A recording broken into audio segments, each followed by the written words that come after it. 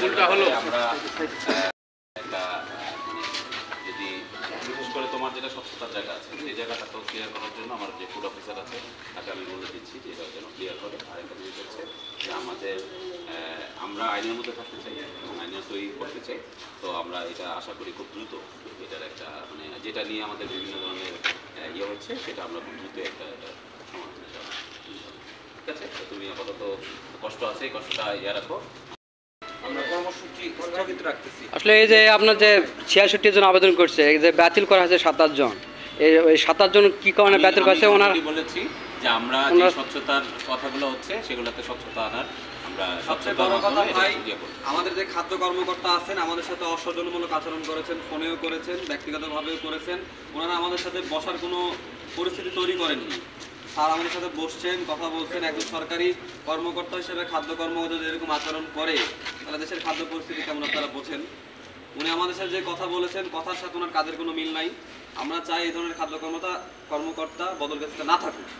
বদলগাছির মানুষ শান্তিতে কার্যক্রম পরিচালনা করুক, উনি এখান থেকে চলে যাক। এটা আমাদের একটা দাবি। আপনাদের সাংবাদিকদের কাছে অনুরোধ, আপনাদের দাবিটা তুলে ধরবেন।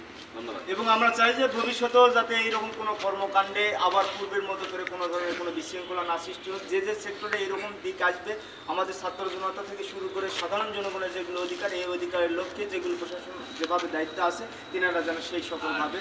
আর আমি ফাইনালি আরেকটা কথা বলে দিই, আমরা হয়তো আমরা সিদ্ধান্ত মোটামুটি একটা পৌঁছে হয়ে যাচ্ছি যে আমরা আবার আইনত যে লটারির বিষয়টা সেটা আমরা করতে পারি। আপনার পার্সোনাল হইলে একটু আলাদা আছে, তাহলে ভালো হয়। না সবাই আমি আবেদনকারী ছিলাম এখানে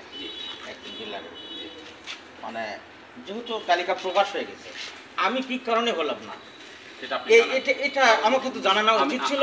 এবং আমি তো হকদার যে এই কারণে আপনি হচ্ছেন। সত্যি কথা আমি বিষয়টি বলেছিলাম যে যারা পায়নি এবং স্বচ্ছতার ভিত্তিতে টাঙিয়ে দেওয়া এবং জানিয়ে দেওয়া এই বিষয়টা আমি বলেছিলাম।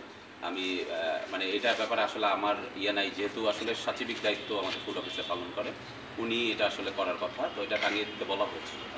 তো এটা আপনি আমার মনে হয় তার সাথে যোগাযোগ করে উনি হয়তো আপনাকে কাগজটা দেখিয়ে দিন। জি, আমি ওনার সঙ্গে ফোনে কথা বললাম স্যার। আমি কথা বললাম যে আমি কি কারণে বাদ গেলাম দয়া করে আপনি কি একটু জানাবেন। তখন উনি বলেছে যে আমাকে সন্দেহ। তাহলে সন্দেহটা কি স্যার? আমি এটা মানে পাচ্ছি না। উনি আমাকে বলেছে যে এটা আমার সন্দেহ।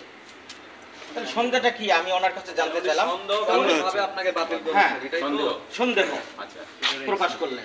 আমার কাছে রেকর্ডিং আছে স্যার। আমি সন্দেহ বৈধ অবৈধ কে হইলো না হইলো এটা এইভাবে কিন্তু কাউকে জানানোও হয়নি।